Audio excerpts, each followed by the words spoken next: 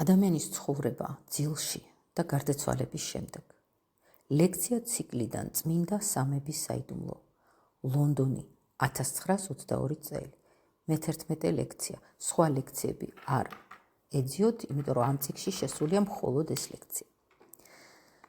ჩემო ძვირფასო მეგობრებო, რამდენადაც ძალზე იშვიათად ხვდებით ერთმანეთს, სურვილი მძლევს ერთ ლექციაში რაც შეიძლება მეტი ჩავდიო. ამიტომაც ზოგჯერ შესაძლოა ჩვენი საუბარი რამდენადმე გადატვირთულიც აღმოჩნდეს. ამის მიუხედავად განზრახული მაქვს გარკვეული თვალსაზრისიდან აღწერო ადამიანის მიწიერი ცხოვრების მეორე მხარე. და ამით ნათელყო ის თუ რამდენად მნიშვნელოვანია ჩვენი საუკუნისთვის ეს სიღრმისეული შემეცნება, სულიერი შემეცნება. მოდით ვთქვათ, რამდენად ძალუც ადამიანს ჩვეულებრივ პირობებში დაიუფლოს ცოდნა თავისი მიწიერი ცხოვრების შესახებ. რას ეუბნება მას მისი აღქმები და ამ აღქმებზე მიჯაჭვული გონება. ჩვენი ჩვეულებრივი ცნობიერებით ჩვენ ვაცნობიერებთ მხოლოდ ჩვენს მიწიერ ცხოვრებას. მაგრამ უაღრესად მნიშვნელოვანია ის ფაქტი, რომ სამყაროს გამგებელმა სულიერმა ძალებმა ადამიანის მიწიერ ცხოვრებაში ძილის მდგომარეობაც შთანერგეს. დაძინებიდან გამოღვიძებამდე ადამიანში საოცრად ბევრი რამ ხდება. ფაქტიურად უმეტესი ნაწილი იმისა, რაც სულმა დედამიწაზე ადამიანის მეშვეობით უნდა მოიმოქმედოს, სწორედ ძილის დროს ხდება. სიფხიზლისას დედამიწაზე ხდება მხოლოდ ის, რაც ადამიანს ძალუც მოიმოქმედოს ან სხვათა მეშვეობით, ან თავად თვითონ, ან თავისი დამოკიდებულებით გარემომცველი საგნებისადმი. მაგრამ ჩვენ ვიძინებთ და ამ დროს სულ სხვაგვარი აქტივობა იწყება. ძილის დროს ადამიანის სამშვილდეში მუშაობენ მაღალი სულიერი არსებები. ისინი წარმართავენ ადამიანს მისი სრული განვითარებისკენ მიწიერ ცხოვრებაში. თანამედროვე ხელდასხმის ცოდნას დაუფლებული ადამიანი მკაფიოდ და დეტალურად განჭვრეტს ძილში მიმდინარე მნიშვნელოვან პროცესებს. მაგრამ ეს იმას არ ნიშნავს, რომ ეს ყველაფერი მხოლოდ ხელდასხმულთათვისაა. ამ პროცესებს განიცდის უკლებლივ ყველა ადამიანი. ადამიანის ევოლუცია მთლიანად დამოკიდებულია იმ ფაქტებზე, რომელთაც ადგილი აქვს დაძინებიდან გამოღვიძებამდე. სხვაობა ის გახლავთ, რომ ხელდასხმულს ძალუც ყურადღება მიმართოს ამ პროცესებისკენ. კარგი იქნება თუ კი ამ ფაქტებზე ყურადღებას გაამახვილებს ყველა, ვისაც მიაჩნია, რომ დედამიწაზე ადამიანის არსებობას რაიმე აზრი აქვს. ეს მართლაც უაღრესად მნიშვნელოვანია. ახლა კი ნება მიბოძეთ, წარმოგიჩინოთ ის ზემოქმედებები, რომლებიც ადამიანში შემოდის ძილის დროს. წარმოიდგინეთ, რომ ადამიანი იძინებს. თქვენ იცით რა ხდება ამ დროს. ადამიანის ასტრალური სხეული და მე თავისუფლდებიან ფიზიკურ ეთერული სხეულებისგან და გადადიან სულიერ სამყაროში. ისინი აღარ მსჯვალავენ ფიზიკურსა და ეთერულ სხეულებს, ისე როგორც ამას ადგილი აქვს სიცხადისას. მაგრამ თუ კი მართლაც გსურს აღწეროთ ის, რაც ადამიანში ხდება ძილის დროს, აუცილებელია უფრო მკაფიოდ აღვიქვათ ადამიანის დედამიწისადმი მიმართება დღის განმავლობაში. რა კავშირია დედამიწასთან ღვიძარე? რა კავშირშია დედამიწასთან ღვიძარე ადამიანი? დედამიწასთან ადამიანი უწინარეს ყოვლისა დაკავშირებულია თავისი აღქმებით. აღქმების მეშვეობით იგი აღიქვამს და აცნობიერებს ბუნების სხვადასხვა სამეუფოთა ფენომენებს. მაგრამ ეს ჯერ ყველაფერი როდია? ადამიანი დედამიწასთან დაკავშირებულია აგრეთვე იმ აქტიურობითაც, რომელსაც იგი არაცნობიერად ახორციელებს ცხადიან მდგომარეობაში. მაგალითად, ადამიანის სუნთქავს და ამით იგი უკავშირდება დედამიწას. ჰაერში, რომელსაც იგი ჩაისუნთქავს, აირეკლება მთელი დედამიწა. ეს ჰაერი სავსეა უნატიფესი სუბსტანციებით. და სწორედ ამ ფაქტის წყალობით, აღნიშნული სუბსტანციების უაღრესი სინატიფის წყალობით, მათ ძალუძთ ადამიანზე იმოქმედონ არანაკლებ მნიშვნელოვნად, ვიდრე მასზე მოქმედებს ჩასუნთქული ჰაერი. მე არ შეგახსენებთ იმას, თუ რამდენადაა დამოკიდებული ადამიანის მიწიერი ორგანიზაცია მიწიერი საკვების მიღებაზე. ამ ყველაფერთან ერთად არსებობს ბევრი სხვა ზემოქმედებაც, რაც ჩვენში სიფხიზლის დროს იჩენს თავს. მაგრამ მათი დეტალური განხილვა არ წარმოადგენს ჩვენს ამჟამინდელ მიზანს. დღეს ჩვენ ვილაპარაკებთ იმაზე, რაც ადამიანზე ზემოქმედებს ძილის დროს. უპირველეს ყოვლისა უნდა ითქვას შემდეგი. როგორც სიცხადეში ადამიანი დაკავშირებულია გარე მიწიერ სუბსტანციებთან, ზუსტად ასე უკავშირდება იგი ძილის დროს მთელ კოსმოსს. მე არ ვამბობ, რომ ადამიანის ასტრალური სხეული ყოველ ღამე კოსმოსის უსაზღროების თანაზიარია. ეს გადაჭარბებული იქნებოდა, მაგრამ ფაქტია, რომ ადამიანი ყოველ ღამე ჯერდება კოსმოსში. ასე ვთქვათ, ეწუნება კოსმოსს. როგორც დედამიწაზე დაკავშირებული ვართ მცენარეებთან, მინერალებთან და ჰაერთან, ასევე ღამით ჩვენ ვუკავშირდებით პლანეტების მოძრაობას და უძრავ ვარსკვლავთა კონსტელაციებს. დაძინების მომენტიდან გამოღვიძებამდე ზეცა თავისი მნათობებით ჩვენს სამყაროდ იქცევა, ისევე როგორც მთელი დედამიწა ჩვენი სამყაროა, ვიდრე ვფხიზლობთ. ძილის ცხოვრების გზის სიღრმისეული განხილვა წარმოგვიჩენს გარკვეულ სფეროებს, რომლებსაც ადამიანი ამ დროს გაივლის.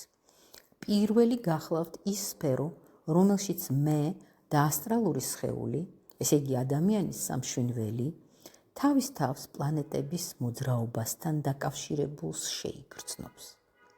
ყოველ დილით გამოღვიძებისთანავე ჩვენ, ასე ვთქვათ, შევსრიალდებით ხოლმე ჩვენს ფიზიკურ და ეთერულ სხეულებში, სადაც გვეგულება ფილტვები, გული, ტვინი. დაძინებისას კი პირველი სფერო, რომელთანაც კონტაქტში შევდივართ, არის პლანეტარულ ძალთა და პლანეტების ძრაობის სფერო. იგივე სფეროს გავდივართ უშუალოდ გამოღვიძებამდეც. ეს, რა თქმა უნდა, არ ნიშნავს, რომ ჩვენ ყოველ ღამე ვჯერდებით პლანეტარულ ძრაობათა სრულ ერთობლიობაში. ჩვენს არსებაში ვატარებთ ეგრეთ წოდებულ მცირე სურათს, რომელშიც რეპროდუცირებულია პლანეტების მოძრაობა და ეს სურათი ყველა ადამიანისთვის სხვადასხვაგვარია. ეს გახლავთ პირველი, რასაც ყოველი ჩვენგანი გაივლის დაძინებისას. ასე რომ ჩვენი ასტრალური სხეულით ჩვენ კვალ და კვალ მივყვებით ყოველივე იმას, რაც პლანეტებში ხდება მათი კოსმიურ სივრცეულში მოძრაობისას. ეს ჩვენს ასტრალურ სხეულში ერთგვარი პლანეტარული გლობუსის განცდას ტოვებს. შესაძლოა დაგვებადოს კითხვა, რაში მჭირდება მე ეს ყველაფერი? მე ხომ ამის აღქმა არ ძალმის.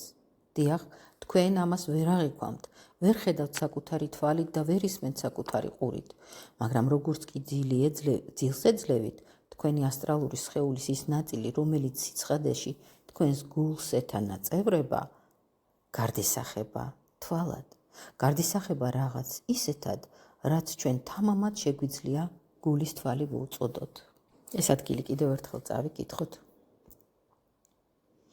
როგორც კი ძილს ეძლევით, თქვენი ასტრალური სხეულის ის ნაწილი, რომელიც სიცხადეში თქვენს გულს ეთანაწევრება, გარდისახება თვალად. გარდისახება რაღაც ისეთად, რასაც ჩვენ თამამად შეგვიძლია გულის თვალი ვუწოდოთ.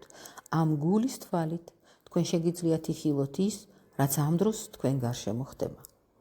დღევანდელი კაცობრიობისთვის ეს აღქმა ძალზე ბუნდოვანია და ამის მიუხედავად იგი მაინც არსებობს. ძილის პირველი სფეროს გამოცდილებას სწორედ გულის თვალი აღიქვამს. დაძინებისთანავე გულის თვალი მზერას აპყრობს ასევე იმას, რაც საწოლშია დატოვებული. თქვენი მე და ასტრალური სხეული გულის თვალით მზერენ თქვენს ფიზიკურ და ეთერულ სხეულს.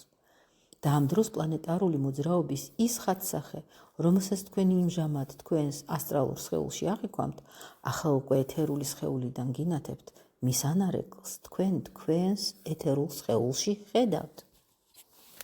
თანამედროვე ადამიანის კონსტიტუცია ისეთია, რომ გამოღვიძებისას იგი ივიწყებს იმ ბინდიერ ცნობიერებას, რომელიც მას გულის თვალის წყალობით ჰქონდა.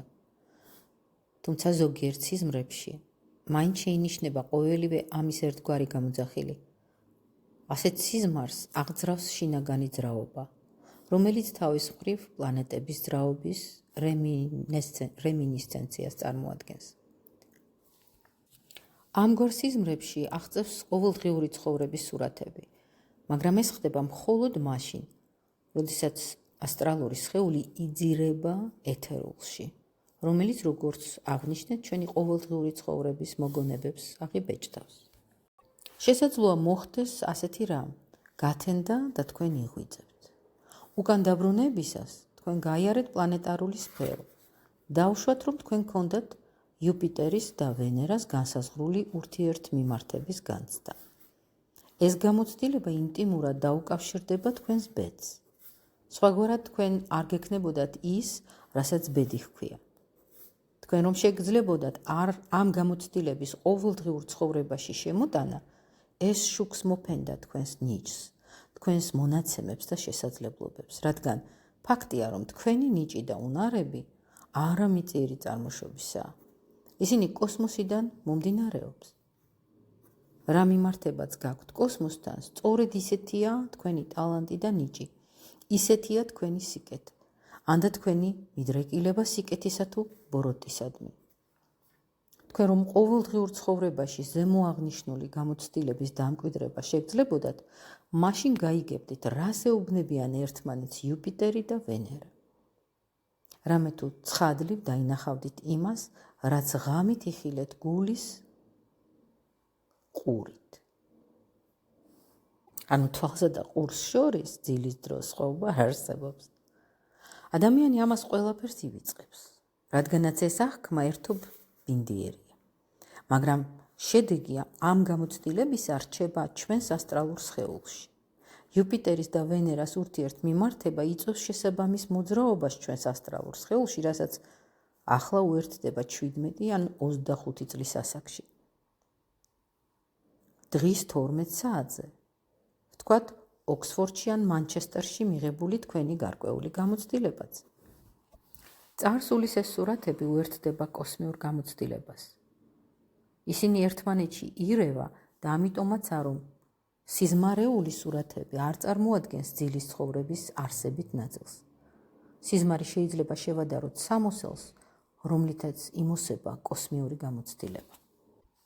მთელ ამ განცდებს, რომლებიც მიმდინარეობს ისე, როგორც მე ავხსენი, თან ახლავს ერთგვარი მოლოდინის განცდა, მეტნაკლებად ინტენსიური, სევდანარევი მოლოდინის განცდა, რომელიც სპირიტუალური ხასიათისაა. და ეს ძირითადად ხდება მაშინ, როდესაც სამშვენელში ჟღერს ეთერულ სხეულში უკუფენილი კოსმიური გამოცდილება და ერთი სხივი, მე მას უბრალოდ ერთი სხივი ვუწოდე, მაგრამ იგი ძალზე ბევრს უამბობს გულის თვალს. ეს ერთი სხივი მოგრდის თქვენი შუბლიდან, ხოლო მეორე სხივი, რომელიც გულის ქვედა ნაწილიდან კრთის, შუბლიდან მოდენილ მუსიკას და სხივს უერთდება. ყოველ ადამიანურ სამშვენელში, თუ კი ის არ არის სულთლად გახევებული და შერჩენილი აქვს, თუნდაც მცირედი სილბო, ამ დროს აღიძვრება ის სევდა და წუხილი, ზემოთ რომ ვახსენე. სამშვენელი ძილში მიმართავს თავის თავს. ბრჭყალებში კოსმიურმა ბურუსმა გარე მომიცვა და თავის წიაღში მიმიღო. ჩვენი ბუნდოვანი შეგრძნებით, თითქოს ჩვენ თავად ვიყოთ კოსმიური ბურუსი, სამყაროს კოსმიურ ნისლოვანებებში მოარული ღრუბელი. ასეთია პირველი გამოცდილება, რომელსაც სამშვენელი დაძინების შემდეგ იღებს. ამას მოსდევს სამშვენელში აღმოცენებული სხვაგვარი გრძნობა. იმ პირველი გამოცდილებიდან, რომელსაც ერთგვარი მოუსვენარი მღელვარებით და წინაგრძნობით გვავსებს და რომელშიც ჩვენ სამყაროს ნისლოვანებებში პაწიაღრუბლად შევიგრძენით თავი, ჩვენში ღვივდება მეორე, სხვაგვარი განწყობა, სახელდობ ღვთაებრივისადმი თავდადების განწყობა, კრძალულების და თავდადების განწყობა იმ ღვთაებრივისადმი, რომელიც თავისთავად ავსებს და გარემოწერს მთელ სამყაროს. აი ეს ხდება ჩემო ძვირფასო მეგობრებო პირველ სფეროში, რომელშიც შევდივართ დაძინების შემდეგ. სამშვენელში ისადგურებს ორი ძირითადი გრძნობა. მე ვიმყოფები მსოფლიო ნისლოვანებებში, ჩემი სურვილია დავივანო ღმერთის წიაღში, რათა თავი დავიცვა მსოფლიო ნისლოვანებებში განქვრევისაგან. ამ გამოცდილებას, ამ გულის თქმას დღის ცხადიერ ცხოვრებაში, როდესაც სამშვენელი კვლავ იძირება ფიზიკურ და ეთერულ სხეულებში, სიცოცხლე შემოაქვს. ეს გამოცდილება რომ არა, მაშინ ის ნივთიერებები, რომელთაც დღის განმავლობაში საკვების სახით ვიღებთ, სრულად შეინარჩუნებდნენ თავის მიწიერ ხასიათს და მაშინ ჩვენს ორგანიზმში სრული ანარქია და ქაოსი დაისადგურებდა. ეს ეხება არა მარტო ჩვენს საკვებს, არამედ ყველა იმ ნივთიერებას, რომელიც ჩვენს ნივთიერებათა ცვლაში მონაწილეობს. ნივთიერებათა ათვისება ხდება მაშინაც, როდესაც ჩვენ ვშიმშილობთ. ნივთიერებათა ცვლასთან დაკავშირებულ სამუშაოს ამჯერადაც ჩვენივე საკუთარი სხეული ასრულებს. ჩემო ძვირფასო მეგობრებო, როგორც ხედავთ, ჩვენი ცხადიერი მდგომარეობისთვის ძილს უდიდესი მნიშვნელობა აქვს.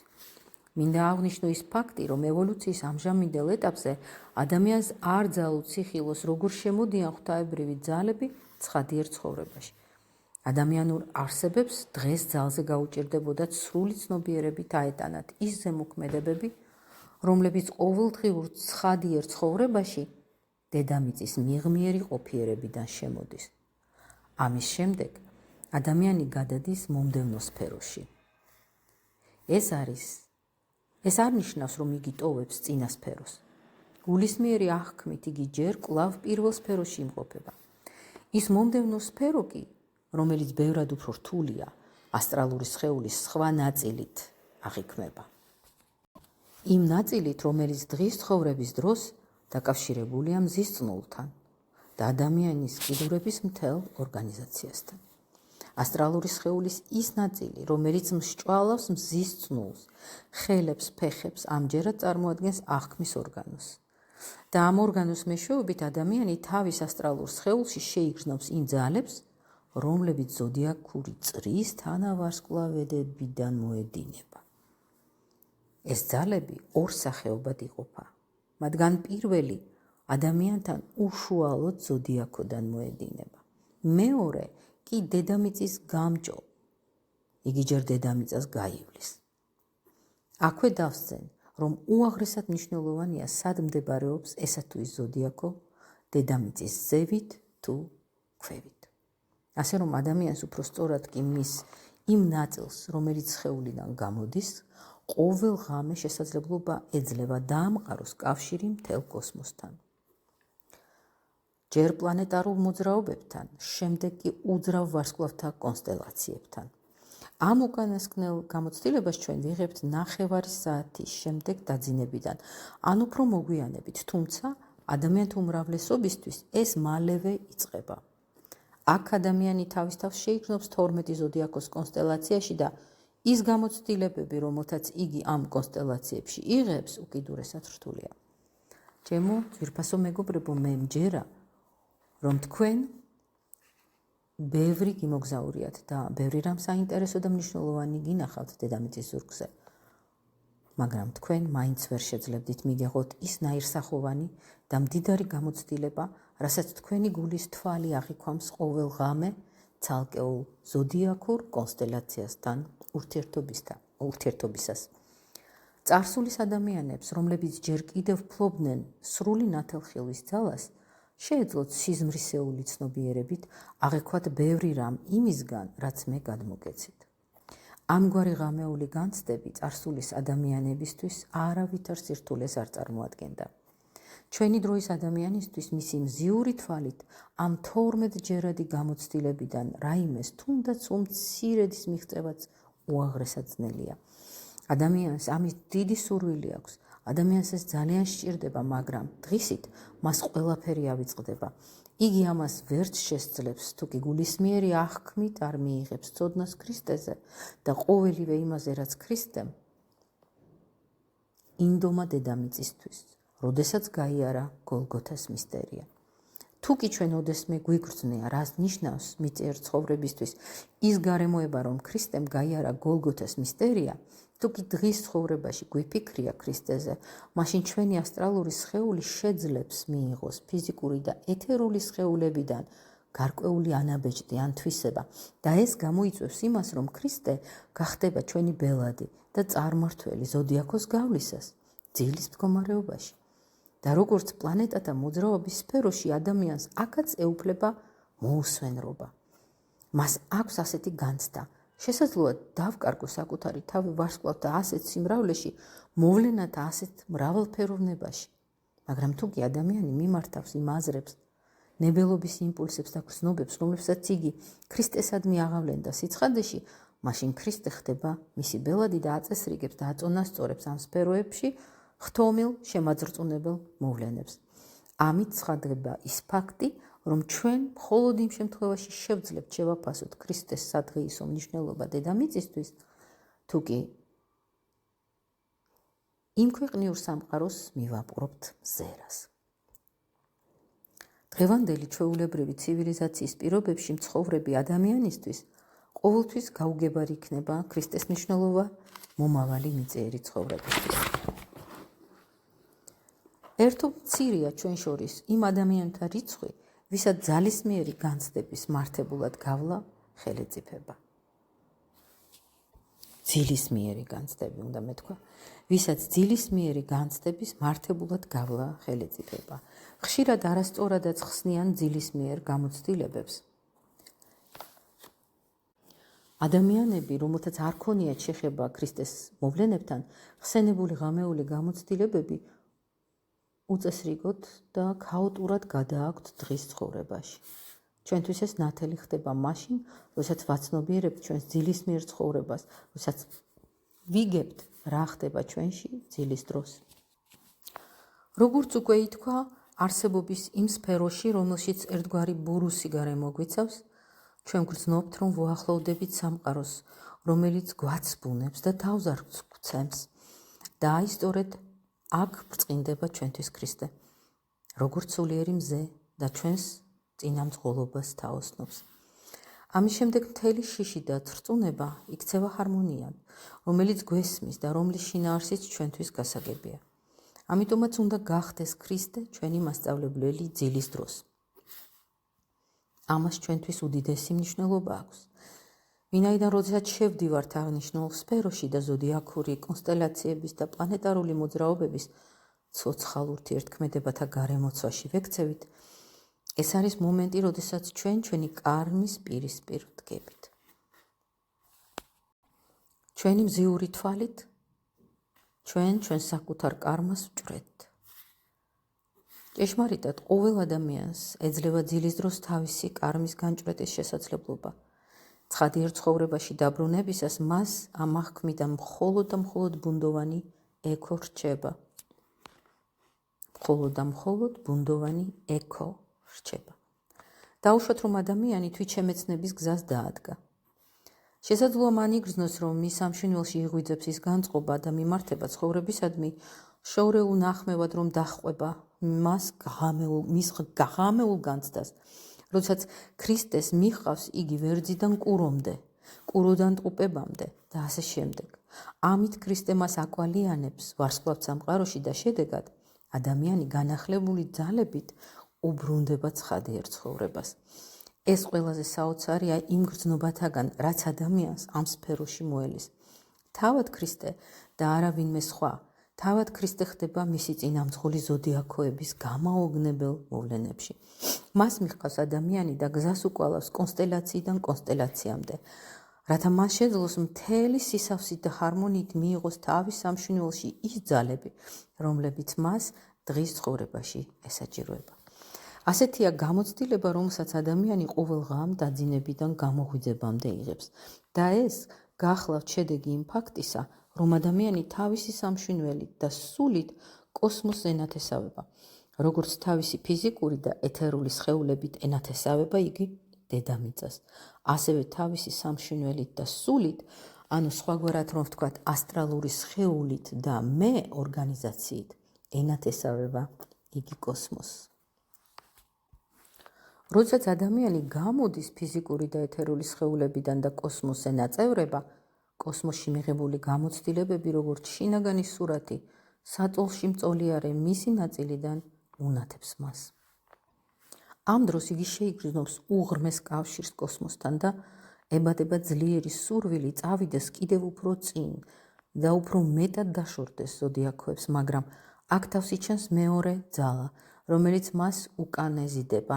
ამ მეორე ელემენტის გამო, რომელიც ძილის დროს შემოდის მთელ მის განცდებში, მას არ ძალოts გარდაცვალების შემდგომ ცხოვრებაში გადაცდეს ზოდიაქოებს, გადავიდეს ზოდიაქოს მიღმიერში.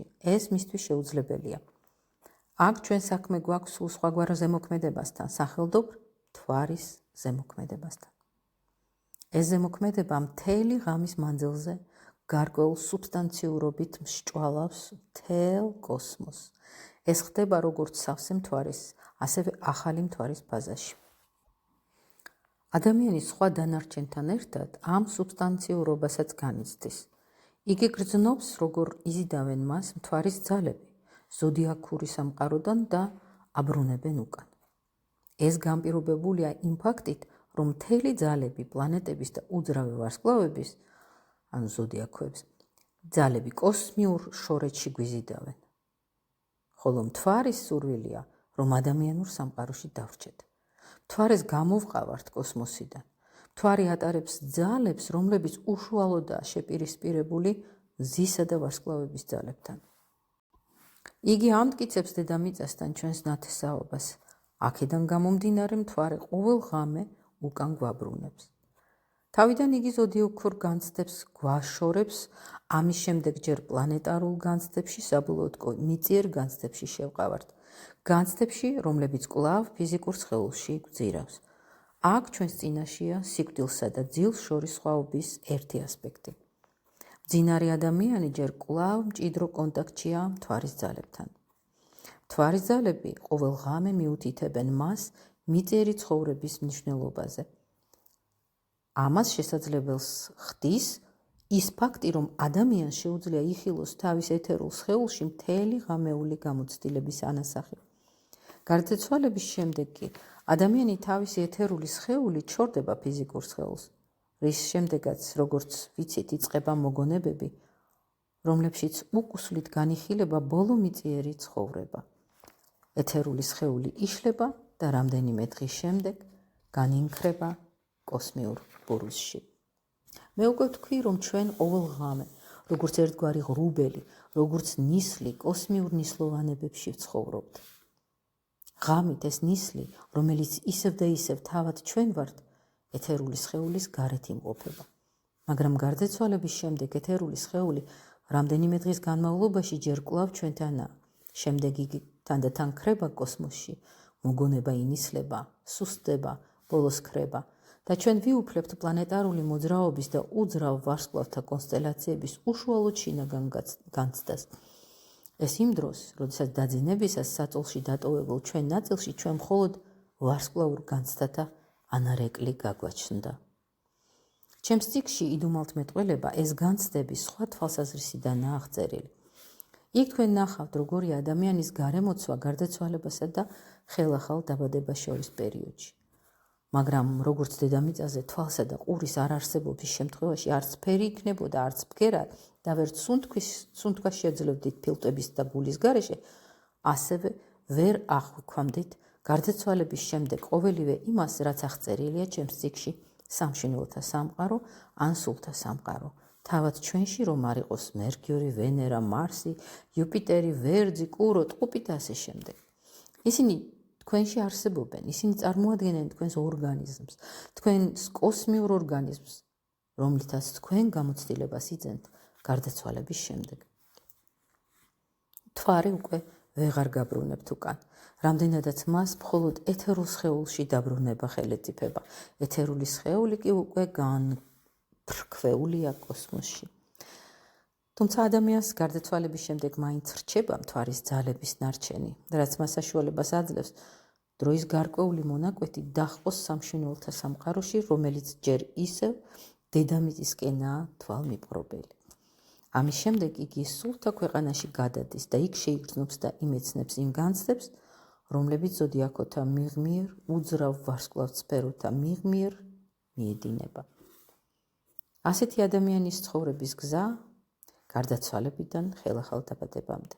მე შემიძლია სურათებრივ აღწერო ადამიანის ღამეული მოგზაურობა სულიერ სამყაროში. უნდა ითქვას, რომ აქ არის ერთი საშიშროება. ამ სურათების დეტალურად სიტყვით მიღება არ შეიძლება. რამე თუ მოგეხსენებათ, არის საგნები, რომელთა მიწიერ ცნებებში განთავსება თითქმის და შეუძლებელია. მაგრამ ასე თუ ისე, ეს იქნება ჭეშმარიტი სურათი. იგი დაგეხმარებათ კონკრეტულიდან წარმოიდგინოთ მთელი ეს მოგზაურობა. წარმოიდგინეთ, რომ თქვენს წინ მინდორია. ყოველი მინდვრის ყვავილიდან, ხეებზე გაფურჩქნული ყვავილებიდან ამოდიან და კოსმიურ სივრცეში მიიზიდებიან სპირალები. ეს სპირალები არის გამტარი იმ ძალთა, რომელთა მეშვეობითაც კოსმოსი დედამიწაზე მცენარეთა ზრდას განაგებს და არეგულირებს, რადგანაც მცენარეები არა მარტო თესლიდან იზრდება, მათი ზრდისთვის აუცილებელია კოსმიური ზემოქმედებები, რომლებიც დედამიწას სპირალურად ზეგარდმოსული ძალებით გარემოიცავენ. კოსმიური ძალები ზამთარშიც მოქმედებენ. ისინი ამ უდაბნოებშიც არიან, სადაც საერთოდ არ იზრდება მცენარეები. ამ სპირალური ძალების, როგორც ერთგვარი კიბის მეშვეობით, ადამიანი ღამეული ძილის დროს პლანეტარულ მოძრაობათა სფეროში ასვლას ახერხებს. მას შესადამე, ადამიანი პლანეტარულ მოძრაობებში ადის სპირალური კიბით, რომელიც მცენარეებიდან ზე მიიმართება. არსებობს სხვა ძალაც, რომელიც მცენარის ფესვიდან ზემოთ უბიძგებს. მცენარეს ფესვიდან ზემოთ უბიძგებს და ვერტიკალური ზრდის შესაძლებლობას ანიჭებს. ამ მეორე ძალის მეშვეობით ადამიანი მეორე სფეროში, ზოდიაქურ სფეროში მაღლდება. გავიხსენოთ ის განცდები, რომლებიც ადამიანში მოუსვენრობის გრძნობას ბადებს. ორი წერტილი. მე ვარ ღრუბლის პაწია ფთილა სამყაროს ამ უსამანო ნისლოვანებაში, მე მსურს დავივანო ღმერთის წიაღში. ჩვენი მშვენიერი მდგომარეობა დედამიწაზე ასეთია. ორი წერტილი. მე ვნეტარებ კოსმოსიდან გარდა მოვლენილ იმ მადლში, რომელიც ეფინება სინათლისადმი გულ გადახსნილ მინდვრის ყვავილებს. რა არის ის, რაც სპირალურად შვეულ ძალებად ეფინება მცენარეებს? ეს არის ღმერთის ცხოველმყოფელი წიაღი, რომელშიც ადამიანი თავშესაფარს პოულობს ძილის დროს. მეორე მხრივ, მთვარე ადამიანს მისი ბუნების ცხოველური ასპექტისკენ აბრუნებს. მცენარეული ძალები სულ შორს და შორს, კოსმოსის შორეთისკენ იზიდავს მას. მაგრამ ადამიანს თავის აღნაგში აქვს რაღაც ისეთი, რითაც ის ცხოველურ სამყაროს ენათესავება. ამიტომ მთვარეს ამ ცხოველური ბუნების მეშვეობით შეუძლია ყოველ დილით უკან დააბრუნოს ადამიანი. ასე გვესახება ადამიანის კოსმოსთან მიმართება, კოსმოსის ზემოქმედება ადამიანზე ძილის დროს. ჩვენ შეგვიძლია რამდენადმე განვავრცოთ ეს სურათი გულის თვალით, მზის თვალით და იმ თვალით, რომელიც მთელ ადამიანს წარმოადგენს, ჩვენ შეგვიძლია ძილში განვიცადოთ რაღაც ისეთი, რასაც მიჩვეული ვართ ცხადიერ ცხოვრებაშიც, როდესაც ინტიმურ და ახლო ურთიერთობაში ვიმყოფებით სხვა ადამიანებთან. ამის სიტყვიერი გაგება შეუძლებელია და სიტყვებით ამაზე არავინ საუბრობს. ამაზე ჩვენ მცენარეები გველაპარაკებიან. ამას ჩვენ ვისმენთ მცენარეებისგან, რომლებსაც თითქოს და სპირალური კიბით ავყავართ მაღლა. ჯერ პლანეტარულ სამყაროში, ხოლო შემდეგ კიდევ უფრო მაღლა, ზოდიაქურ სამყაროში. თუ კი გსურს სიტყვიერ გამოვთქვათ ყოველივე ის, რასაც ამ დროს განვიცდით, ჩვენ უნდა ვთქვათ: მე ვურთიერთობ ამა თუ იმ პიროვნებასთან. შროშანმა მითხრა ესა და ეს, ვარდმაც რაღაც მითხრა, ვარდის ძალა, შროშანის ძალა, ტიტას ძალა ჩემში ამ ურთიერთობის განცდას აღწევს.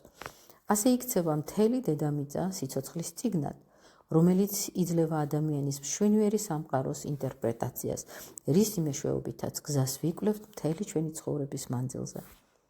განცდები, რომლებსაც ადამიანი ძილის დროს გადის, ყოველთვის ერთნაირი როდი იყო.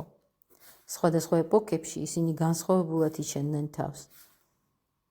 თუ კი დავუბრუნდებით ძველ ინდოეთს, დავინახავთ, რომ იმ დროის ადამიანები ცდილობდნენ გაეგოთ, რა შეიძლება გვასწავლოს ძილმა ვარსკვლავ სამყაროებთან დაკავშირებით.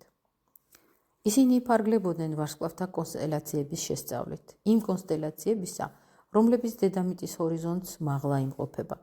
და ცხადი აქ უნდა შერჩეულიყო კონკრეტული მომენტი, რადგანაც კონსტელაციების ზეცაში ადგილმდებარეობას იცვლის. ძველ ინდოელს არ გააჩნდა სურვილი დაკავშირებოდა იმ კონსტელაციებს, რომლებიც დედამიწის ჰორიზონტს ქვევით მდებარეობს და რომელთა ძალებიც ადამიანამდე მხოლოდ დედამიწის გავლით და მის გამჭოლ აღწევს. გაიხსენეთ ბუდას პოეზია, ბუდიში ბუდას პოზა. ან იმ ბრძენთა პოზა, რომელთა მიზანი იყო სულიერი სიბრძნის მიღწევა. ბუდა ფეხ მორთხმით ზის. მას სურს, რომ აქტიურად მოქმედებდეს მისი სხეულის ზედა, მხოლოდ და მხოლოდ ზედა ნაწილი, რომელიც ზედა კონსტელაციებთანაა დაკავშირებული. მზიური თვალის მეშვეობით მასში მუშაობს ისიც, რაც ქვედა კიდურებში მოქმედებს, მაგრამ არ ხდება მათი აქტივიზირება. ბუდას სურს გათიშოს ქვედა კიდურების ძალები სულიერი ვარჯიშების დროს, ასე რომ ამგვარი სიბრძნის მაძიებლის პოზა თავად მეტყველებს, რომ მას სურს კავშირი ქონიოს მხოლოდ იმასთან, რაც დედამიწის ჰორიზონტის ზემოთ იმყოფება. მთელი მისი ინტერესი მიმართულია იმ ცოდნისკენ, რაც სამშვინველს ეხება. მაგრამ სამყარო იქნებოდა არასრულყოფილი, ადამიანის შემეცნებისკენ მისწრაფება ამით რომ ამოწურვილიყო. ადამიანი თავისი შემეცნების გზაზე სამუდამოდ ბუდას პოზაში რომ დარჩენილიყო, მაგრამ მოხდა პირიქით. ბერძნულ ეპოქაში ადამიანმა შეიგრძნო ის, რაც აუცილებლად უნდა იქნას დაკავშირებული ასევე იმ ძალებთან, რომლებიც მიწისქვეშეთიდან მოქმედებს. ამაზე საუცხოდ მეტყველებს ბერძნული მითოლოგია. იქ კვლავ და კვლავ ლაპარაკია ისეთ ხელდასხმაზე, რომლის პროცესშიც ხელდასხმული ჯოჯოხეთში ეშვება. როდესაც ვკითხულობთ, რომ ესე თუ ის ბერძენი გმირი ჯოჯოხეთში ჩავიდა, დარწმუნებული უნდა ვიყოთ, რომ იგი გადის ხელდასხმას, რომელიც მას ანიჭებს ცოდნას კოსმოსის იმ ძალთა შესახებ, მიწისქვეშეთიდან რომ მოქმედებს. ამ ძალებს ბერძნები ქტონურ ძალებს უწოდებდნენ. როგორც ხედავთ, ყველა ეპოქას თავისი განსაზღვრული ამოცანა და მისია აქვს. აღმოსავლელ ხელდასხმულს უნდა შეეძინა ცოდნა, რომელსაც იგი შემდგომ თავის ახლობელთ გადასცემდა. მას უნდა შეესწავლა სამშვინველის და სულის სფერო, რომელშიც ადამიანი დაბადებამდე, ან უკეთ რომ ვთქვათ, ჩასახვამდე იმყოფება. მას უნდა შეესწავლა ის გამოცდილება, რომელსაც ადამიანი იღებს მანამდე, სანამ მიწიერ ცხოვრებაში დაეშვებოდეს. ის სიდიადე, რომელსაც ჩვენ აღმოსავლეთის უძლიერეს პოეზიაში, სამყაროს მათეულ კონცეფციებში აღვიქვამთ, შედეგია იმ ფაქტისა, რომ იმ დროის ადამიანებს ხელი ეწიფებოდათ დედამიწამდელი ცხოვრების განჭვრეტა. საბერძნეთში კი ადამიანები უკვე იძენდნენ ცოდნას დედამიწის და ყოველივე მასთან დაკავშირებული შესახებ. თავისი კოსმოლოგიის ამოსავალ წერტილად ბერძენი იღებს ურანს და გეას. იგი ასევე ცდილობს შეიმეცნოს მიწიერი მისტერიები, რომლებიც იმავდროულად დედამიწიდან მოქმედ კოსმიურ მისტერიებსაც შეიცავს. დავფიქრდით, რაოდენ უმნიშვნელო იყო ბერძნებისთვის, რომ არაფერი ვთქვათ აღმოსავლეთზე, ჩვენი დღევანდელი თვალთახედვის ისტორიის შესწავლა. ბერძნებს უფრო მეტად აინტერესებდა დედამიწის ის საწყისი, როდესაც იგი კოსმოსში ფორმირდებოდა, როდესაც დედამიწის ტიტანური შინაგანი ძალა ებრძოდა სხვა ძალებს, მაღალ სულიერ ძალებს, რომლებიც ბერძნების წარმოდგენაში შეადგენდნენ საფუძველს მიწიერი ყოფიერებისა, რაშიც ჩაწნულია თავად ადამიანიც. მაგრამ ჩვენ ახალი თაობის, ახალი დროის ადამიანები მოწოდებული ვართ გავიგოთ ისტორია. ჩვენ უნდა შევძლოთ იმის წარმოჩენა, რომ როგორ დაიწყო ადამიანმა წარსულის სიზმარეული ნათელხილვიდან, როგორ მიაღწია დღევანდელ ინტელექტუალურ ცნობიერებას და როგორ ისწავლა სულიერი სამყაროს უშუალო ხედვა. რამე თუ დღევანდელი ეპოქა სულიერი სამყაროს ცნობიერი აღქმის მიღწევის თვალსაზრისით შეიძლება განისაზღვროს როგორც გარდამავალი. ამიტომაცაა ჩვენთვის განსაკუთრებით მნიშვნელოვანი ყურადღების გამახვილება ისტორიაზე. თქვენ იცით, რომ ანთროპოსოფიული მუშაობის დროს ჩვენ გამუდმებით ვუღმავდებით სხვადასხვა ისტორიულ ეპოქას. ჩვენ უწინარეს ყოვლისა ვუბრუნდებით იმ პერიოდს, როდესაც ადამიანები თავის ცოდნას იღებდნენ უმაღლეს არსებათაგან. ამის შემდეგ კი თვალს ვადევნებთ მთელ ჩვენს განვითარებას დღევანდელი ეპოქის ჩათვლით. ჩვენ სკოლებსა და უნივერსიტეტებში ისტორია ერთობ აბსტრაქტულად შეისწავლება. ამის დასტურია თუნდაც ის აბსტრაქტული დემარკაციული ხაზები, რომლებსაც ადამიანები ამა თუ იმ ისტორიული თემის განვითარებისას ავლენენ. წარსულის ადამიანებისთვის ისტორია ჯერ ისევ მითიური საბურველით იყო მოსილი. იგი დაკავშირებული იყო ბუნებასთან და ყოველივე იმასთან, რაც სამყაროში ხდება. დღეს ყოველივე სხვაგვარადაა. მაგრამ სამაგიეროდ ადამიანები აღარ ავლენენ წარსულის ეპოქებში უფრო ღრმად წვდომის სურვილს. ისინი აღარ გრძნობენ აუცილებლობას დასვან ასეთი კითხვა: როგორი იყო ადამიანი იმ დროს, როდესაც იგი სიბრძნეს უმაღლეს არსთაგან იღებდა. ან რატომაა, რომ ამ სიბრძნემ, ამ ცოდნამ თანდათან უფრო და უფრო იკლო, ან და როგორ დაეშვა თავად ღმერთი, რათა განსხეულებულიყო ადამიანში გაევლო გოლგოთას მისტერია და დედამიწისთვის კოსმიური მისია და ჭეშმარიტი აზრი მიენიჭებინა. მთელი მე-19 და მე-20 საუკუნეების თეოლოგიამ უძლური აღმოჩნდა, რადგანაც ქრისტეს მთელი სპირიტუალური მნიშვნელობა მისთვის გაუგებარი დარჩა. ჩემო ძვირფასო მეგობრებო, ეს არის ის, რაც უნდა მოიტანოს ჩვენმა ხელდასხმის მეცნიერებამ. მან უნდა მოიტანოს ქრისტეს გაგება. ჩვენ გვესაჭიროება ხელდასხმის მეცნიერება, რომელიც კვლავ ჩაწვდება სულის სამყაროს. კვლავ ილაპარაკებს სიკვდილზე და დაბადებაზე. ილაპარაკებს ცხოვრებაზე, გარდაცვალებაზე და ხელახალ დაბადებას შორის და სამშვინველის მდგომარეობაზე ძილის დროს. ილაპარაკებს ისე, როგორც ჩვენ ვლაპარაკობთ დღეს. ადამიანს კვლავ მიეცემა შესაძლებლობა დაიბრუნოს ცოდნა იმ ქვეყნიურ ყოფიერებაზე, ყოფიერების სულიერ მხარეზე. წინააღმდეგ შემთხვევაში იგი მარტივად რომ ვთქვათ, მომავლისთვის ვერ განვითარდება. შორეულ წარსულში ცოდნის მაძიებელი ადამიანები ზე სამყაროსკენ მიმართავდნენ თავის ძალისხმევას. ამას წარმოგვიჩენს ბუდას პოზა. შემდეგ მომდევნო ეპოქებში ადამიანი ამოსავალ წერტილად სახავდა მიწიერ ევოლუციას და თავისი კოსმოლოგიაც ამ მიწიერი ევოლუციიდან ამოჰქონდა. საბერძნეთში იგი ეზიარებოდა ქტონურ მისტერიებს, რაც კარგად ჩანს ბერძნულ მითებში, სადაც მითის ძირითადი ნაწილი სწორედ ამგვარი ხელდასხმის აღწერას ეთმობა. რაც შეეხება ჩვენეულ გამოკვლევას, ამან სრულიად განსხვავებული ხასიათი უნდა მიიღოს. ჩვენ უნდა შევისწავლოთ დედამიწის და ზეცის უძველესი მისტერიები. დღეს ჩვენ არსობრივად გვჭირდება ხელდასხმის მეცნიერება, რომელსაც ხელეწიფება რიტმულად იმოძრავს ცასა და დედამიწას შორის. ჩვენ გვესაჭიროება ხელდასხმის მეცნიერება, რომელიც დაეკითხება ზეცას, როდესაც დედამიწის გაგებას ისურვებს და დაეკითხება დედამიწას, როდესაც ზეციური ცოდნის მოპოვებას მიესწრაფება. პასუხს კითხვაზე როგორ შევძლებთ ამას დღეს? ამ პასუხს გაგცემთ ჩემი წიგნი ამ კითხვაზე პასუხს იდუმალთ მეტყველება.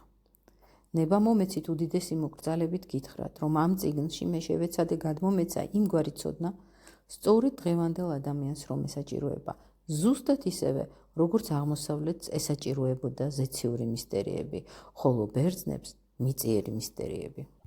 ჩვენ უნდა დავაკვირდეთ და დავადგინოთ, როგორია თანამედროვე ხელდასხმა და ადამიანის მისდამი დამოკიდებულება თანამედროვე ეტაპზე. თქვენი ნებართვით ლექციის მესამე ნაწილში მოკლედ გადმოგცემთ იმ ამოცანებს, რომლებსაც თანამედროვე ხელდასხმა ისახავს. იმისთვის, რათა ზოგადი სახით ჩამოვაყალიბო თანამედროვე ხელდასხმის ამოცანები, მე კიდევ ერთხელ უნდა გავიმეორო ის, რაზეც უნდა უკვე ვილაპარაკე ოქსფორდში ამ რამდენიმე დღის წინ. დღეს მე აღვნიშნე, რომ შორეული წარსულის ხელდასხმისთვის განსაკუთრებულად მნიშვნელოვანი იყო ჭვრეტა უმაღლეს სულიერ სამყაროთა, საიდანაც ადამიანი ეშვება, რათა განივთდეს მიწიერ სხეულში. შედარებით ახლო წარსულის ხელდასხმულები, სახელდობრ ბერძნები, მთავარ ყურადღებას აქცევდნენ იმას, რასაც ჯოჯოხეთში ჩასვლა ეწოდებოდა. თანამედროვე ხელდასხმულს სხვაგვარი ამოცანა აქვს. ცოდნის ძიებაში მან თავისი ძალისხმევა ზეცის და დედამიწის რიტმულ ურთიერთმიმართებებზე დაკვირვებისადმი უნდა მიმართოს. ამისთვის კი მან უნდა იცოდეს ზეცაც, დედამიწაც და ასევე ადამიანიც, რომელშიც ყველა ჩვენი გარემომცველი არსებებისგან განსხვავებით ზეცა და დედამიწა სრულ ერთიანობას ქმნის. დიახ, თავად ადამიანი უნდა გახდეს მისი შემეცნების საგანი.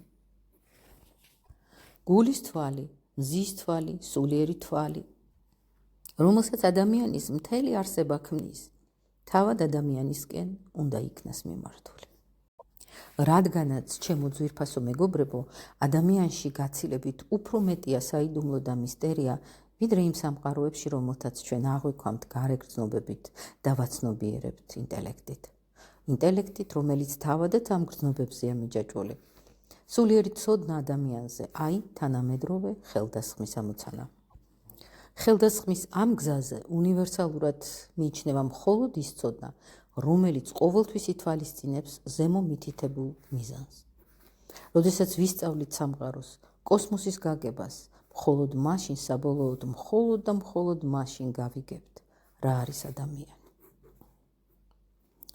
ახლა კი მოდით თანამედროვე ხელდასხმულის მდგომარეობა წარსულის ხელდასხმულის მდგომარეობას შევადაროთ. წარსულის ადამიანები ფლობდნენ სულიერ უნარებს, რომელთა მეშვეობითაც მათ შეეძლოთ გაეხსენებინათ ის დრო, როდესაც ადამიანი ეშვებოდა მიწიერ სხეულში. ასე რომ იმ დროის ხელდასხმულთათვის დღის წესრიგში იდგა კოსმიური მეხსიერების გაღვიძება. ბერძნებისთვის იგივე იყო ბუნების ცდომა, ბუნების ჭვრეტა.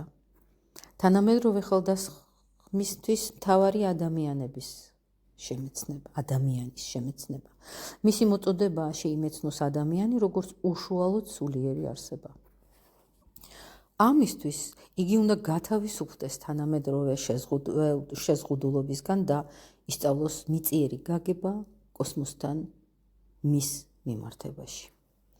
მე მინდა განმარტო თუ როგორ უნდა იქნას მიღწეული ეს გათავისუფლება. ხელდასხმის მეცნიერების ერთ-ერთი ამოცანაა გარდაცვლილთა სამშინველებთან ურთიერთობის დამყარება. რაც უკიდურესად რთულია. თუმცა ამის განხორციელება მაინც შესაძლებელია თუ კი უღრმესი მშვენიერი ძალების გაღვიძებას შევძლებთ. უპირველეს ყოვლისა, ჩვენ გულმოდგინე ვარჯიშით უნდა გამოვიმუშაოთ ის ენა, რომლითაც შევძლებთ გარდაცვლილთან საუბარს. ეს ენა ჩვეულებრივი ადამიანური ენის თავისებური პირმშოა. არც იფიქრობთ, რომ ჩვეულებრივი ადამიანური მეტყველება გამოგადგებათ გარდაცვლილთან საკონტაქტოდ. პირველი და უმთავრესი გახლავთ ის, რომ გარდაცვლილებს მხოლოდ ხანმოკლე დროის მანძილზე ძალუძთ არსებითი სახელების გაგება. მათ ენაში არ არსებობს ცალკეული საგნის სახელდების საშუალება, ანუ ის, რასაც ჩვენ არსებით სახელს ვუწოდებთ. მათ ენაში სიტყვა შეიცავს მოძრაობის გრძნობას. ანუ სიტყვები დატვირთულია შინაგანი აქტიურობით. ეს ცხადყოფს, რომ გარდაცვლილებს შეუძლიათ გვიპასუხონ მხოლოდ ზმნებზე, ანუ აქტიურობის გამომხატველ სიტყვებზე. გარდაცვლილთან ურთიერთობისას ზოგჯერ გვიჩნდება სურვილი რაღაც ვკითხოთ მათ. ამიტომ საჭიროა ვიცოდეთ, როგორ გავამახვილოთ, როგორ მივმართოთ ყურადღება ამ კითხვებზე, როგორ გავიგოთ ისინი. წესისამებრ უნდა გავიდეს რამდენიმე დღე, ვიდრე გარდაცვლილი პასუხს გაგცემს. როგორც ხედავთ, ეს დამოკიდებულია იმაზე, თუ როგორ გავიკვლევთ გზას გარდაცვლილთა ენისკენ. ამ ენის დაუფლებას დიდი დრო სჭირდება. გარდაცვლილებმა ამ ენაში უნდა იცხოვრონ. მოგეხსენებათ, რომ მათი მშვენიერი ცხოვრება მთლიანად მოწყვეტილია დედამიწას. გარდაცვლილთა ჩვეული ენა არ არის დაკავშირებული მიწიერ პირობებთან. იგი გულიდან მომდინარეობს, დიახ, ეს ჭეშმარიტად გულის მეტყველებაა. ეს მეტყველება იქმნება ისე, როგორც მიწიერ ენოვანი შორისდებულები და ამოძახილები. მაგალითად, ჩვენ წარმოვთქვამთ, როცა რაიმე გვაოცებს, ან ახტაცებას გვრის. ასეთნაირადვე იქმნება გარდაცვლილთა ენაც, ბგერები და ბგერათა კომბინაციები ამ ენაში სავსებით ესატყვისება მათ რეალურ მნიშვნელობას. გარდაცვალების მომენტიდან ეს ენა ჩვენთვის თანდათან იცვლება. ეს უკვე აღარ არის ის, რაც მეტყველების ორგანოებით ხორციელდება. აქ ჩვენ გვაქვს მეტყველება, რომელიც მე უკვე აღწერე. მე ვთქვი, რომ ყვავილებიდან აღმოცენდება რაღაც ისეთი, რაც ცნობას გვაწვდის ჩვენს რომელიმე ახლობელზე. ჩვენ თვითონ ყვავილებად ვიქცევით. ჩვენ ყვავილებთან ერთად ვიფურჩქნებით. ჩვენ ჩვენი მშვენიერი ძალებით შევდივართ მაგალითად ტიტაში და მის იმაგინაციაში გამოვხატავთ იმას, რაც სიტყვიერად გამოიხატებოდა. ჩვენ ვესის ხორცებით სულიერს და თავად გამოვხატავთ სულს. ყოველგან მყოფ, ყოვლის გამსჭვალავ სულს. ენის მაგალითი ცხადყოფს, რომ ადამიანი გაივლის რა სიკვდილის კარიბჭეს, თავის გარდაცვალების შემდგომ გზას სრულიად სხვა პირობებში შეიგრძნობს. ჩვენ ფაქტიურად არ აგვეცოდინება რა ადამიანზე, თუკი მხოლოდ თვალით დანახულის საფუძველზე ვიმსჯელებთ. ხელდასხმის თანამედროვე მეცნიერებას ძალუც შეისწავლოს ადამიანის მეორე მხარეც. ის, რაც ამ ენასთან დაკავშირებით ითქვა, მხოლოდ დასაწყისია. ჩვენ დავინახავთ, რომ არსებითად თვით ადამიანის სხეულიც განსხვავდება იმისგან, რასაც მეცნიერულ წიგნებში აღწერენ. ხელდასხმის მეცნიერებაში წინმავლობის კვალდაკვალ ჩვენთვის ადამიანის სხეული მთელ სამყაროდ იქცევა. ძველი ხელდასხმულების ამოცანა იყო ადამიანში უნარის გაღვიძება, რომელიც მასში აღდგენდა დაბადებამდელი ცხოვრების მოგონებებს. სრულიად განსხვავებული მისია აქვთ თანამედროვე ხელდასხმულს. მან უნდა შეასრულოს სრულიად ახალი ამოცანა. მან უნდა გადადგას ახალი ნაბიჯი და მის მიერ შესრულებული საქმე თავის მნიშვნელობას შეინარჩუნებს მაშინაც, როდესაც უკვე თვით დედამიწაც აღარ იარსებებს კოსმოსში, როდესაც ადამიანი საბოლოოდ დატოვებს დედამიწას. აი ასეთია თანამედროვე ხელდასხმის მეცნიერების ამოცანა. ამ ამოცანის ძალით და სიმტკიცით უნდა იდგეს და მეტყველებდეს იგი სამყაროში. ჩემო ძვირფასო მეგობრებო, თქვენ იცით, რომ ხელდასხმის მეცნიერება ყოველთვის მონაწილეობდა დედამიწის სულიერ ევოლუციაში.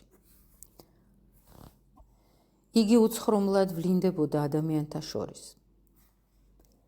ხელდასხმის ცოდნა, რომელმაც უნდა შემოაბიჯოს დღევანდელ სამყაროში, ჩვენი ეპოქის მთელ ცოდნას განიხილავს, როგორც მხოლოდ და მხოლოდ საწყის იმერთიანი ცოდნისა, რასაც უნდა ფლობდეს ადამიანი. ამიტომაცაა, რომ ხელდასხმის ცოდნა მუდმივად აწყდება ინტენსიურად მზარდ წინააღმდეგობებს და უქმედებებს. უზარმაზარი ძალები ილაშქრებს მის წინააღმდეგ და ამ ძალებზე გამარჯვება ადამიანურ ძალთა უკიდურეს დაძაბვას მოითხოვს. ახალი დროის ხელდასხმა ადამიანს გზას უხსნის და ზეგრძნობა ძალებთან ახლებური კავშირისთვის. და მანამდე, სანამ ეს ახალი ხელდასხმა დაიკავებდა თავის მსოფლიო კუთვნილ ადგილს მე-19 საუკუნის ბოლო მესამედში, ხსენებული წინააღმდგომი ძალები უკვე აღზევდნენ. ისინი ცდილობდნენ კაცობრიობა და საერთოდ მთელი ცივილიზაცია განემსჭვალათ იმ ტენდენციებით, რომლებიც გაანადგურებდა თანამედროვე ხელდასხმას. პირისაგან მიწისა აღგვიდა მას. ალბათ დაკვირვები ხართ, რას ამბობენ ადამიანები, როდესაც რაიმე ფაქტს ან რაღაც ცოდნას უზიარებ მათ. ბრჭყალებში, მე ამას ასე და ასე ვაფასებ, ეს ჩემი აზრია. და ეს ყველაფერი განსაცვიფრებელი სიმსუბუქით, ყოველგვარი მშვინვიერი თუ გონებრივი ძრაობის გარეშე ითქმის. აღიარებულია, რომ ყველას აქვს უფლება განაცხადოს საკუთარი აზრი და ილაპარაკოს სახელდრო იმ მოსაზრებიდან, რომელსაც იგი კონკრეტულ მომენტში იზიარებს. ადამიანები ღრმად შეურაცხყოფილი და აღშფოთებულიც კი არიან, თუკი ვინმემ გაბედა და მიუთითა, რომ არსებობს ისეთი ცოდნა, რომლის მისაღწევად აუცილებელია გარკვეული შინაგანი განვითარება. მე ესაა გითხარით, რომ მე-19 საუკუნის ბოლო მესამედში, როდესაც ადამიანს ხელდასხმის ახალი გზის ძიების შესაძლებლობა მიეცა, უკვე მოქმედებდნენ წინააღმდგომი ძალები. მათ სურდათ სულის და აზროვნების სფეროში შემოეტანა თანასწორობის პრინციპი, რათა ყოველი ცალკეული ადამიანური არსება განვითარების ერთ დონეზე ყოფილიყო განხილული. მე შემიძლია მივუთითო მრავალ პიროვნებაზე, რომელშიც თანამედროვე ხელდასხმისადმი დაპირისპირების ეს მეთოდი მოქმედებს. ჩემო ძვირფასო მეგობრებო, როდესაც ხელდასხმის მეცნიერების სულისკვეთებიდან გამომდინარე გესაუბრებით, არ იფიქროთ, რომ ამ დროს სიტყვებს იგივე ფასი აქვს, რაც მიწიერი თვალსაზრისიდან საუბრისას. მე ესაა შევეცადე განმემართა თუ როგორ უნდა გარდაიქმნას ეს ენა, როდესაც საქმე ეხება სულიერი სამყაროს არსებებთან ურთიერთობას. ენა უნდა გახდეს სულ სხვაგვარი. ასე რომ ვფიქრობ, სწორად გამიგებთ, თუ კი გეტყვით, როგორ აფასებს ხელდასხმის მეცნიერება მაგალითად ისეთ ადამიანს, როგორიცაა რუსო. მიწიერი პოზიციიდან მე ყოველთვის აღნიშნავ რუსოს სიდიადეს და მის მნიშვნელობას. ჟან-ჟაკ რუსოზე ალაპარაკი. მაგრამ ამავე დროს მზად ვარ გავიზიარო ის საფუძვლიანი კრიტიკა, რომელსაც სხვები გამოთქვამენ მის პიროვნებაზე. მე შევეცდები მიწიერი ენით გამოვთქვა, როგორ განიხილავენ რუსოს ხელდასხმის მეცნიერების თვალსაზრისიდან. ჩვენი ცივილიზაციის მრავალრიცხოვან მოქალაქეთა შორის რუსო არის ერთ-ერთი, ვინც შემოიტანა ადამიანთა სულიერი თანასწორობის იდეა. ზოგიერთებისთვის ალბათ ძნელად გასაგებია, როგორ შეიძლება ადამიანი, რომელსაც მიწიერი თვალსაზრისიდან დიაც უწოდებ, იმავდროულად ხელდასხმის მეცნიერების პოზიციიდან უდიადესად იქნას შერაცხული. თუ კი გულწრფელად გვწადია შევიძინოთ ნამდვილი ცოდნა ადამიანზე, ჩვენ უპირველესად უნდა ვაღიაროთ ზეცის და დედამიწის შესწავლის აუცილებლობა, შემდეგ კი განვიხილოთ მათ შორის მოქმედი რიტმი. აი მაშინ დავინახავთ, რომ ერთი შეხედვით პარადოქსული მოსაზრება იმავდროულად ჭეშმარიტი და უცილობელია. ჭეშმარიტად, როდესაც ჩვენ ხელგვეწიფება ორივე მხარის მოსმენა იმისა, რაც მოისმის ყოფიერების როგორც ერთი, ისე მეორე მხრიდან, ამ დროს ჩვენ ერთდროულად ვისმენთ ორივე მხარეს და სწორედ ამ დროს და მხოლოდ ასე გვეხსნება ადამიანზე ჭეშმარიტი ცოდნის შეძენის გზა. ჭეშმარიტი ცოდნა ადამიანზე უნდა ეყრდნობოდეს იმავე საფუძველს, რაზეც აფუძნებდნენ მას წარსულის დროის ხელდასხმულები. ამ ცოდნას საფუძვლად უნდა დაედოს გამონათქვამი ex deo nascimur, ღმერთიდან ვიბადებით. მეხსიერებაში ამის საფუძველს შეადგენს ის, რაც ჩვენს წინაშე იხსნება მაშინ, როდესაც ვიხედებით სამყაროში, სადაც ქრისტე ჩვენთვის არაცნობიერად ჩვენი წინამძღოლი ხდება. ჩვენი ამოცანაა უფრო და უფრო ფართოდ გავუხსნათ ჩვენი ცნობიერება ქრისტეს, რათა მისი წარმმართველობით შევიძინოთ ცოდნა იმ სამეუფოებზე, რომელთაც ასევე განეკუთვნება სიკვდილი. მაშინ ჩვენ ზუსტად გვეცოდინება, რომ ცხოვრობთ სიკვდილში და რომ ამ მომაკვდავ სამყაროში გზას ვიკვალავთ ქრისტესთან ერთად. In Christo morimur, ქრისტეში ვკვდებით. და რამდენადაც ჩვენ ჩასვენებული ვართ მიწიერი ცხოვრების სამარხში, ამის შემდგომ ჩვენ გველის აღდგომა ქრისტესთან ერთად და სულის გარდამოვლინება. Per spiritum sanctum reviviscimus, სულის წმიდაში აღდგებით. ეს უკანასკნელი სულის წმიდაში აღდგებით უნდა იქცეს თანამედროვე ხელდასხმულის მიზნად. კარგად გაიაზრეთ ეს გამონათქვამი და შემდეგ დაუკავშირეთ იგი იმ განწყობას, რომელიც დომინირებს თანამედროვე მეცნიერებაში. ეჭვგარეშეა, რომ ეს ახალი ხელდასხმა წააწყდება ისეთ წინააღმდეგობას, რომლის წარმოდგენაც კი დღეს შეუძლებელი. ეს წინააღმდეგობა გამოვლინდება არა სიტყვიერად, არამედ საქმით, სახელდობრო. ადამიანებში ხელდასხმის ცოდნის შეძენის შესაძლებლობა და აღმოფხვრის დაუცხრომელ მცდელობებში. ამიტომ ჩემი სერიოზული სურვილი გახლდათ შედარებით ვიწრო და ინტიმურ წრეში წარმომეჩინა ის ცოდნა, რომლის შეძენად ძალუძს თანამედროვე ხელდასხმის მეცნიერებას.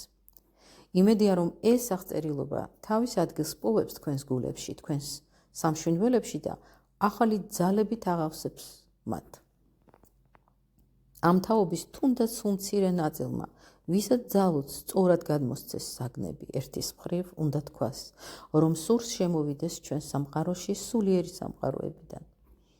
ხოლო მეორე მხრივ უნდა აღინიშნოს, როგორ მოქმედებენ ისინი, ვინც ყველა ხელმისაწვდომი საშუალებებით ეწინააღმდეგება მიწიერი ცხოვრების სულიერებით გამსჭვალვას. აი ეს მინდოდა ჩემო ძვირფასო მეგობრებო ჩამედო თქვენს გულებში დღეს, როდესაც თავშეყრილი ვართ ვიწრო წრეში. მას შემდეგ, რაც ჩემდა სასიხარულოდ ოქსფორდში შესაძლებლობა მომეცა ჩამეტარებინა შედარებით უფრო საჯარო ლექციები. მაშინდელ ლექციებში მე ძირითადად შევეხე გარეგნულ ასპექტებს. დღეს კი ამ ვიწრო წრეში საჭიროდ მივიჩნიე შევხებოდი ხელდასხმის მეცნიერების ეზოტერულ მხარეებს. ჩვენ არ უნდა შეგვაცფუნოს და გაგვაოცოს იმ ფაქტმა, რომ სულიერი სამყაროები პარადოქსულად გვეჩვენება. სწორედ ასეც უნდა ვხედავდეთ მათ, რამე თუ სულიერი სამყაროების ენა განსხვავდება მიწიერი ენისგან. ადამიანი მართლაც დიდ სირთულეებს აწყდება, როდესაც მიწიერი ენის სამოსელს არგებს იმ ჭეშმარიტებებს, რომლებიც სრულიად სხვა ფორმით უნდა გამოიხატოს. ეს მართლაც ძალთა მაქსიმალურ დაძაბვას მოითხოვს, ამიტომ თქვენ მზად უნდა იყოთ იმისთვის, რომ შესაძლოა ადამიანებზე გამაოგნებლად იმოქმედოს უშუალო და პირდაპირმა სიტყვებმა სულიერი სამყაროს ამა თუ იმ ფაქტზე. ამრიგად, ჩემი სურვილი იყო თქვენი ყურადღება მიმეფხრო იმ გრძნობაზე, იმ იმპულსზე, რომელიც საფუძვლად დაედო ჩვენს ლექციას. და მე მინდა ამას დავუსართო ასევე ჩემი უსაზღვრო კმაყოფილებაც, რამე თუ შესაძლებლობა მომეცა აქ ლონდონში კიდევ ერთხელ მესაუბრა თქვენთან. ყოველთვის ბედნიერი ვარ, როდესაც ასეთი შესაძლებლობა მეძლევა. როგორც მოგახსენეთ, ეს იშვიათად ხდება, მაგრამ ამ იშვიათი შეხვედრებისას ჩვენ უნდა შევეცადოთ და გავაღვივოთ ჩვენს გულებსა და სამშინველებში ერთობის მხურვალე გრძნობა, რომელიც ადუღაბებს მთელ სამყაროში ანთროპოსოფიურ საქმიანობასთან დაკავშირებულ ადამიანებს. აი ეს იყო ჩემი მიზანი და ბოლოს, ჩემო ძვირფასო მეგობრებო, მინდა გამოვთქვა ჩემი სერიოზული სურვილი. მე გულით მინდა, რომ ჩვენ მომავალშიც ერთად ვიყოთ მაშინაც, როცა სივრცობრივად შორს ვიქნებით ერთმანეთისგან.